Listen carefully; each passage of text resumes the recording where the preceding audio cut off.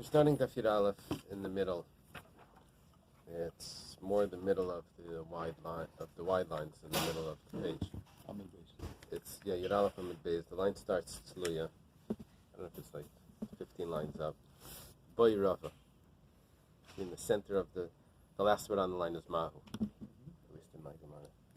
Do you have a Boy Rava? There's a few Boy Rava, so it's the I think it's the first one. Boy Rava Ba'if Mahu. No, that's a question here. He says, if someone consecrates the leg of an animal, then the whole animal becomes, the Kedusha spreads throughout the whole animal. That's the opinion of Rabbi and Rabbi Shimon. What about if someone does that to a bird? According to Rabbi Yossi. See, the pasuk says, that this is the pasuk that discusses Temurah. It says, so Rabbi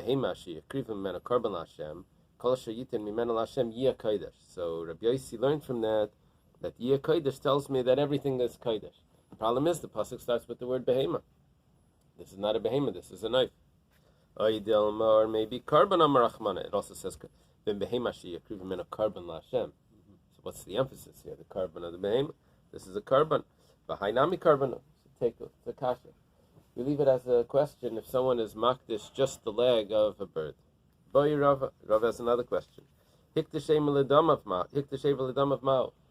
someone consecrates a full animal, but not for its, not to bring it as a carbon, but that its value should be a carbon. So what happens is, automatically, if he would have been makdish, automatically, if the full animal gets the kedusha of a carbon itself. Because why should I sell this animal and use its value to buy another carbon? This doesn't have a mum, you could bring this one. So here the question is, he wasn't makdish the full animal, he was only makdish a limb of the animal. Yeah. So do we say that the kedushas damav spreads throughout the whole animal? And then the kedushas damav spreads throughout the whole animal. Now it goes from kedushas damav to kedushas aguf. The question is, do I say migu twice? That just like when Jeff? Yeah. Good morning. So just like I say, I left out one point, that if it would be makdish one limb, for damav, then the whole animal the kedusha could spread to the whole animal also, ledamav. And so now, because, what it would mean is that you were makdish just the leg, but Rabbi Yossi holds that it spreads through the whole animal, right? So here you're makdish the leg just ledamav, so it should spread through the whole animal. Once it spreads to the whole animal, does it also now spread that the animal itself, it gets kedush saguf? So here, hikdashem ledamav mal techsle kedush saguf. Mi amar, do we say given the nachsle kedush damim nachsle nam kedush saguf? That automatically, once it gets the kedush damim and it doesn't have a mum, so it also gets the kedush saguf. And now let's go on. Umida akdashe lechadei v'akdashe lekula. Now once it's chadei, it gets the whole the kedush of kula.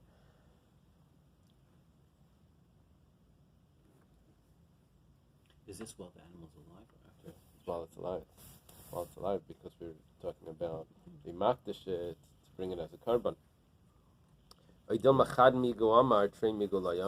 only say migu once. Migu means just as, or since, right? Migu, just as, or since. It goes to, how does he translate the word migu? He says since? Mito. Yeah, is that what it is? Well, that's what I've always known. Migu in the yeshivas, migu is like it's like a whole concept. Used by out of, from, in money. He could have said a better lie. So if he said a lower lie, then we only mean Mechayev Shua. Right. I don't understand why he can't just. When we were talking about people, and previously in Urchin, I said I'm being makdish. Yeah. Well, I'm being makdish the value of an arm. Right. And then you did the displacement method. Right. I mean, so automatically we should say the same thing. It doesn't spread to the whole person, right? Yeah. Okay, so why doesn't it say about neshama, about the nevela, if it's a limb of a neshama? Oh, neshama tluya, but so here what happens is, someone saying, I give with all my heart, and then next thing he's giving his whole value. So, That was deep. yeah, I hear. It's English of what he said in Coffee Hebrew. deep. Even Saba was like, Okay, let's go further, Dr. Stan. We'll see it, and maybe we'll get some clarity. Tifshat Lamedi Day. Let's try to answer this from something that Rava himself said. Amar Rava, Hikdish Zachal Ledama. If someone consecrates a male animal, because an Eily could be a male animal, that's why. So, Kadosh Kedush Saguf. He's consecrated it for its value. He didn't say that he's going to bring it as a carbon. He said he's going to use the money for a carbon. And what happens? The Kedush Zaguf sets in. It becomes a carbon itself. So but we have an answer. If you consecrate something, it gets Kedush Zaguf, if it's eligible. The Gemara says, that's not an answer. Over there, he consecrated the whole animal. Our question was if he consecrated one limb of an animal. The question was trey miko. My, where says teiko. Okay, now boimine. This is supposed to be. It says meirava. It's really supposed to be boimine abaya meiraba. The Shita Mikveses switches it. Rabba is the teacher of Abaya and Rabba. So Abaya asks Rabba, Hiktish chadev or ma'al begiza. Let's say someone consecrates one limb of the animal. Are you allowed to, if you have an animal that's a carbon, you're not allowed to shear the wool. So what about here? You consecrated one limb. Are you allowed to shear the wool off that one limb? Let's assume that the Kedusha doesn't spread to the whole animal, and our question is just about one limb of the animal. So you're going to, it's going to be a strange hairstyle. So does he have to leave the hair growing? Now, the Gemara doesn't ask, are you allowed to work the animal? Because we already learned before that if you work an animal that the uber is consecrated, you can't work that animal because it's going to weaken the uber, the fetus that's inside. So it's going to weaken, it's going to make that limb more lean if you work it, right? So our question is just cutting the hair. So tifshat lach miha, answer it from this. Miha de Tanya. This said it was taught in the Braisa. Like sagas b'char tzinecha. You can't shear the wool of your b'char animal. Avalat ha'geizes b'shelcha b'shel acherim. But if you have a partnership in this animal, so because it's if it's Not a Bukhari. it's not a b'char, so you are allowed to. It's acherim over here actually means a non-Jew. That's what Rashi says. So because it's not considered a b'char, so you are allowed to. So what's going on here? So you can't go ahead and have half and half. You see that half and half doesn't work. So here you have half. It doesn't make it that you can't shear the wool. So here also, you only have half the animal is kodesh. The other half is not kodesh, so you should be allowed to shear the wool. Where it says hasam le'nachsle kedusha klal. Over there, we have partnership with a guy in your firstborn animal. It's entirely pater from b'char. It has no kedusha, so you're allowed to hacha nachsle kedusha. Over here, our question is because it is partially that part has kedusha. Question is, can you share that part? It's not an answer. Over there, there's 0. Over here, and here there's 25% or whatever. Lishna Churna, there's another version of this answer. Hasamim biyad laktisha, biyad laktisha. Over here, there's potential for him to make the whole thing kodesh. Over there, there's no potential. The other guy owns the other half, or 3/4. Boimine abaya meiraba. Another question. Hikdish oira mahu. Someone's makdish just the skin. Ma'u ba'avoda, you're allowed to work the animal. Now we know that if it would have been the uber, it would have been usher to work the animal. Here it's just the skin. Tashma, come and listen to this proof. Someone says what's inside the animal in the womb of this animal should be an Eily. Now there was one opinion that says that works, right? If the mother could be a Eily, could be according to both opinions. So muteris begiz of asur ba'avoda. You're allowed to shear the wool, because the mother's wool wasn't the carbon, it's only the animal inside that's a carbon. However, you can't work it. Because it weakens, it makes the fetus more lean when you work it. So this should be a proof that you can't use the skin because it will weaken the skin as well. Over there, it's only midirabanan. Our question was midiraisa. Do you get malchus? That was our question. When it says Yihachi, if it's all midirabanan, I feel a begizin tetzer. Why didn't the rabbis just say that you can't share the wool either? When it comes to work, it weakens it. So gazer be'rabanan. Giza like gazer be'rabanan, but sharing the wool doesn't weaken the fetus inside. The mother's hair doesn't affect the. It's not like Samson. What was the havamina that the mother would be weakened as a result of sharing? No, there's no havamina. We were just trying to compare. We said that, look, you can't work the animal, and that's only rabbinic. It's only just a rabbinic decree. So if you're coming on to decrees, so why don't you just make a decree that you can't share the wool as well and make it consistent?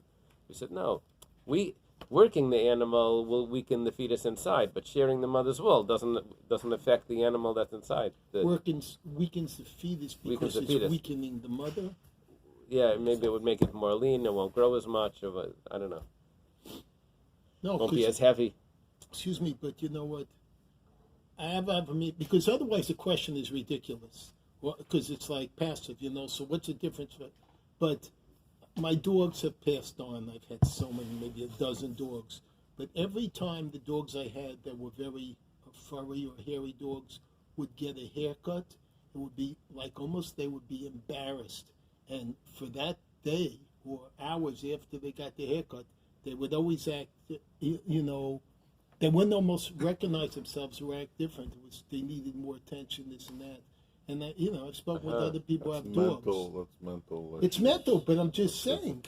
But I've seen that. Yeah, I can't say. They have a dog. Send to the dog whisperer, But so maybe if a cow or an animal is all of a sudden sheared, they feel denuded temporarily down, and that would have an effect on the fetus.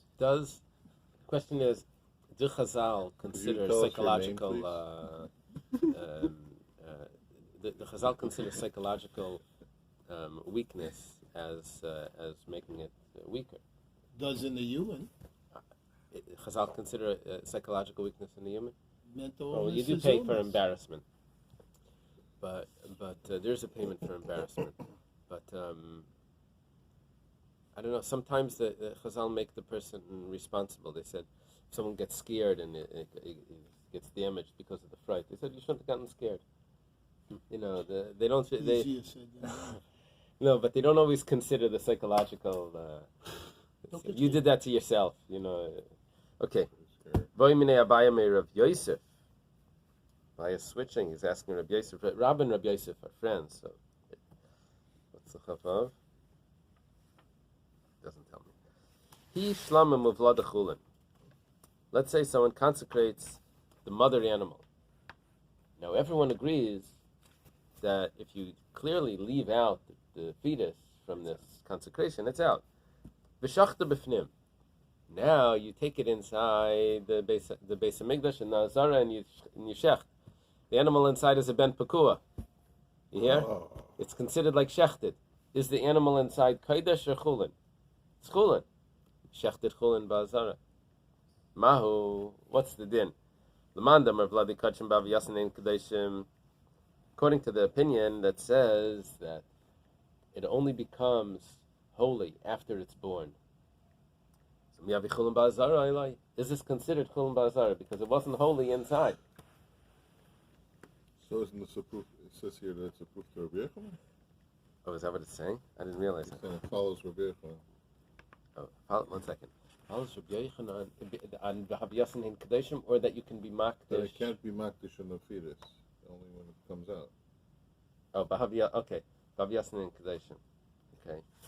So, Amalei, he responds to him like very practically. He says, Mikarinan beik yechak nimcha makim v'zavachta. Look, where's the isser of chulin ba'azara? It says when you're distant, you shecht your chulin. Berichuk makim at the zeveach. When you don't bring it to the temple. However, are we going to say over here that you should have shechted this outside the temple? You can't shecht it outside the temple. You have to bring it to the temple. This is not going to be ki yirchak mimcha makom v'zavachta. You have to bring it to the temple because of the mother. Boy minei Abaye b'nei Rabbi Yosef. Exactly the opposite. I'm Yeah. sorry. Go ahead. I'm sorry. Wikipedia fact. I went off the dogs. They can feel embarrassed. But it says here, sheep, if they're shorn, if cold weather occurs shortly after shearing, they have greater risk of dying from hypothermia. So I'm just saying there is an effect of shearing on an animal. Maybe there's a new pshat in the Gemara's question. Maybe that's a new pshat in the Gemara's question. It's not total Michigan question.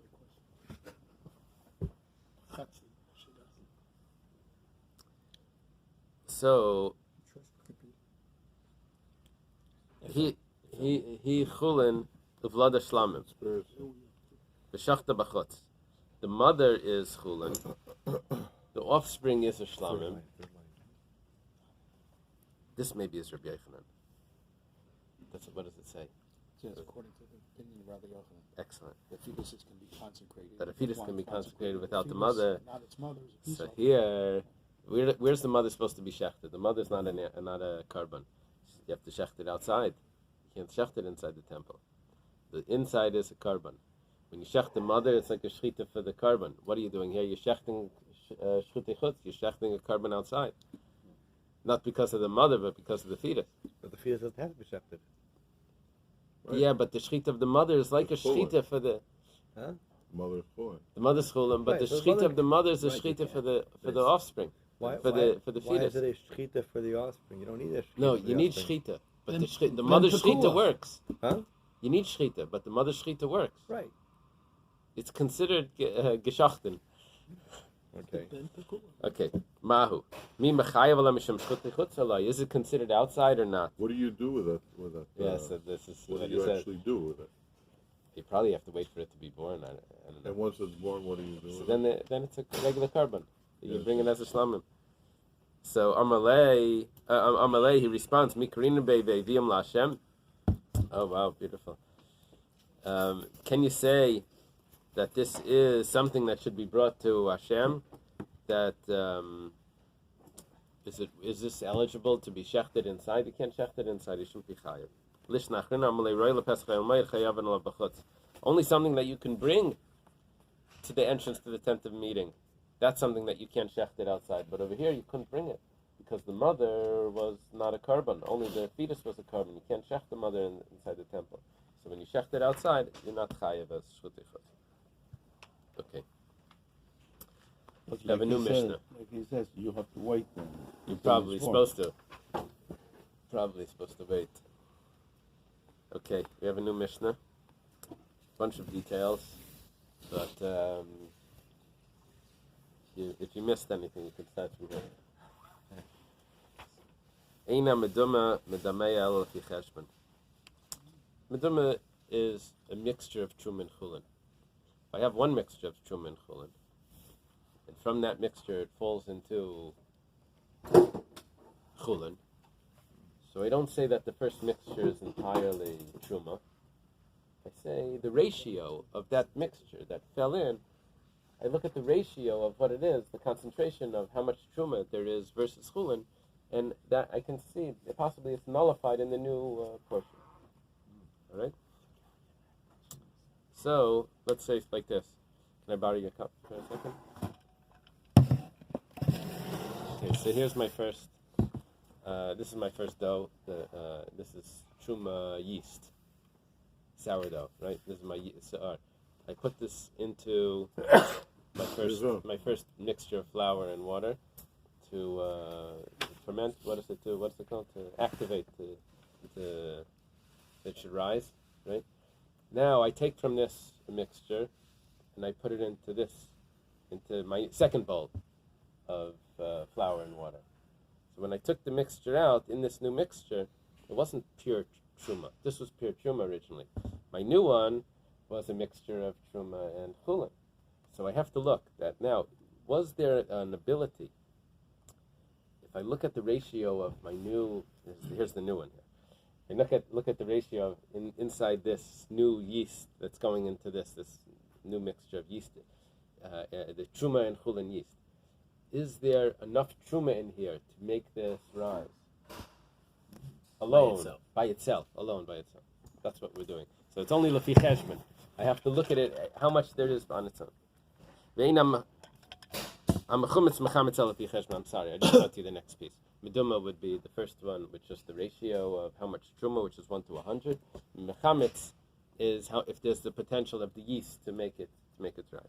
Wait, truma's 2 to 100. No, it's Trey Mayo. yeah, trei mimeya, but it's also bottle 1 in 100. Oh, You bottle. take out But 1 in 101. 101, right? Yeah. We'll see that. Mayim she'uvim, which means water that was held in a container, passes a mikveh. Mikveh has to be rainwater. If it's held in a bucket, drawn water, good. So that's paisel as a mikveh. That's only lefi cheshbon. The Gemara is going to discuss what does it mean lefi cheshbon. Does it mean? Let's wait for the Gemara. There's two possibilities. It possibly means the amount of water. It possibly means the amount of utensils. We'll see. Ve'in mechatas eis mechatas elem matan efer. The mechatas, you have to put the water of the paraduma. You have to put the ashes on top of the water. Not like the way you make coffee during the week. The way you make it on Shabbos. No, I don't know if that's how you do it. I don't know how people do it. But usually when you make coffee, you put the coffee on the bottom, right? So here you have the paraduma. First you have the water. You put the ashes on the top. Vein Bais Pras, Bais Pras. One Bais Pras can't make another Bais Pras. Bais Pras is a field. There's 3 types, but the main one is there's a field that there was a grave there that got plowed over. So when it gets plowed over, the bones could get stretched because of the plow and spread through different parts of this area. So 100 amas. Now let's say they plow it onto another field. So does it get stretched now to the new field? So in one Bais Pras, that's as far as it goes. It doesn't make another Bais Pras. Vein truma achar truma. You can't take truma a second time. If one of the partners takes truma and the other partner comes, it doesn't. The second one isn't truma. Vein Temurah is a Temurah. If you do Temurah, one animal, it doesn't spread to the next one. Why didn't they answer that before when he did the animal, it got lost, and he went dead, and they were asking? Because it was a new animal. Yeah, that was it. Those 2 questions, that was Rabbi, right? Those 2 questions was either it's a new Kedusha, because it went from an Ashram to an Eily, or it was a different animal. It was a different animal, and I wasn't doing Temurah. Well, they didn't bring this Mishnah. Yeah, we Clearly did. said No, that. because we did, because we brought... It says in Temurah is Temurah. The second think it was animal, based- regardless. it was based on regardless this if it Mishnah. changed to- It was based on this Mishnah. Because Ein Temurah is Temurah, what about if it's Shnei Gufim? I think. V'lei Avlada is Temurah. The offspring can't make Temurah. The offspring of Kodshim. As we said, just because the parent was the inspiration doesn't mean the child. Okay, Rabbi Yehuda Amar Avlada is Temurah. Rabbi Yehuda argues. Rabbi Yehuda says no. The child can make, the offspring can make Temurah of a carbon, offspring of a carbon. Amalai hektish is Temurah vein Avlada is Temurah. They responded back that only an original kedusha can spread, like Zek Eily van Veyo, right? The shla. Zek Eily, if you say Zek Eily, then Anivu, then van Veyo. But Alakayavi, if it's because of my father, it's just a minute. So only an original kedusha can make Temurah.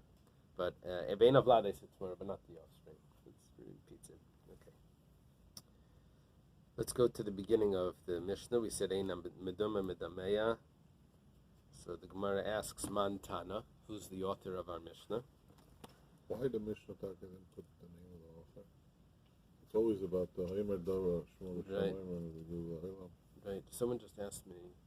In general, I don't know if there's an answer, but What's the Sefer? Eliyahu. Pita. No, Eliyahu. Golan. Golan. he just asked me that in that Mishnah that says Kalai Medavar B'Shemam, maybe Gulaylam, it doesn't say the name who said it. And there's a Gemara that quotes it, and it says it with the name. So in the Mishnah itself. Sometimes, see, I said it in his name. Sometimes the Mishnah wants to tell me that this is the accepted opinion by making it a stam. When you don't put the name in, it means that it's accepted. Okay, Montana. and yet Rabbi Yehuda disagreed. There's Rabbi Yehuda but Rabbi Eily. No. I'm saying, but in one point, but he's not bringing it as a stam Mishnah. So I believe that every section of the Mishnah is considered its own stam in each ruling. So what did the Rosh Hashiva say? He said, I don't care if you say over my Divrei Torah in your own name. Just don't say yours in my name. Mantan Am Rab Chia Barabba Am Rab Yechanan. Rab Chia Barabba was the famous student of Rab Yechanan. You see where he is over here? Rab Chia Barabba, in the name of Rab Yechanan. He says, the lake Rabbi Eliezer. All we know is it's not Rabbi Eliezer. It's the Chachamim. It's not Rabbi Eliezer. Rabbi Eliezer? The Tanan, it was taught in the Mishnah. Sar shel Truma. If you have a measurement of Truma, Sar. Shenafel pachis mimei chulin. That Sar fell into less than 100 of chulin. So everything becomes meduma. Meduma means it's a mixture of Truma and chulin. V'nidmu. And that becomes meduma. That means it needs to be sold to a kayan. And now it fell from this mixture into another place. Rabbi Eliezer this makes the new mixture as if the entire amount that fell in was all truma. Is that the case you just demoed? Yeah. Well, yeah, I did it with yeast, but the same idea. I say that I'm not sure if that's what I'm supposed to say. I'm not sure if that's the logic.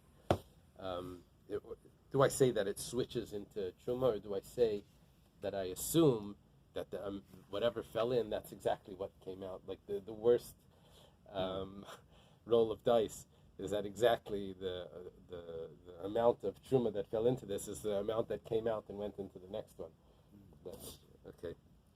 However, but the Chacham say no. You have to look at the concentration of how much truma there is to chulin, and that's the amount that would have fallen into the next one. Next case, when it comes to yeast, when it comes to comfortable, okay. The yeast is only going to make the next mixture according to the ratio. Amar Rabbi. You have to switch this to Reb Chia Barabba. It's supposed to be Reb Chia Barabba, Amar Rabbi Yechanan. The Yud over there. Masnisin like Rabbi Eliezer. Another Mishnah is not like Rabbi Eliezer. The Tanan, Sar shel Chulin v'shel Truma. Yeast of Chulin and Truma. Shenafel teicha yisa. They fell into dough. V'loi b'zeh kedei lahachmitz, v'loi b'zeh kedei lahachmitz. And neither of them have the ability to make the dough rise on their own. They join together and they make the dough, they make it rise. Rabbi Eliezer says he followed the last one.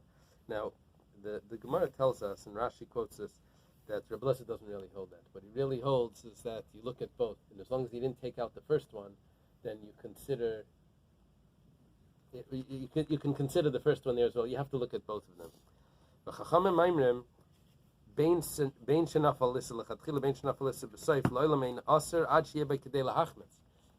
need to have the truma itself to be able to be mechametz, to be the catalyst, the enzyme that could make it rise. So according to Rabbi Eliezer, even if there's not enough, but it was the last one was truma, it would be fine. Yeah, because they combine. And the last one controls it. Yeah, but it's not. That's what Rashi speaks out. That it's not just the last one. It's if it could be the first one as well if it's still in there. Because it could be you can put it in and take it out. So Rashi says, "V'achar and the Kamar Rabbi Eliezer." Let's go up 1, 2, 3, 4, 5, 6 lines. Rabbi Lezer holds zev zegoyim. Lav Aser. dafka. V'achachin the kamer Rabbi Lezer lav dafka.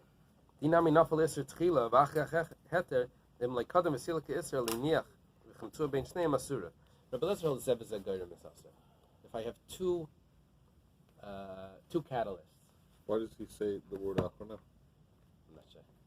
If I have two catalysts and together they can create the reaction, one of them is forbidden. Rabbi Lezer says I have to look at, I can't ignore the forbidden one. The Chum say no. The forbidden one couldn't have done this on its own. So that's not the catalyst. The other one's the catalyst. Rabbi Lezer says no. Each one is the catalyst. Okay. Veina mayim shuvim paisel mesa mikveh. Mayim shuvim, drawn water, does not passel the mikveh only it only passels the mikveh according to the ratio, the concentration of how much. Let's see. Montana, who's the author of this? Amar Rabbi Barabba, Amar Rabbi Yochanan. Rabbi Barabba says in the name of Rabbi Yochanan that it's Rabbi Lezer ben Yaakov. Very nice. Rabbi Lezer ben Yaakov. Remember, we learned that Rabbi Lezer ben Yaakov doesn't say a lot, but it's always correct. Mishnase Kavanaki. When you learn Masechta Midas, I think the Gemara says that the whole Midas is Rabbi Lezer ben Yaakov. So the Tanan, taught in the Mishnah, Rabbi Lezer ben Yaakov Aimer. It's actually it's a brisa. It's not really a Mishnah. It's supposed to be the Tanya. Rabbi Lezer ben Yaakov Aimer. Rabbi Lezer ben Yaakov says mikveh sheyesh beyasim v'achasa. Let's say you have a kasher, a mikveh 21 saw there. You need 40. So you have more than half. Megashamim of rainwater. So what do? Mamali bakasif. You fill up jugs, you carry them on your shoulder. Teshav esrim sa.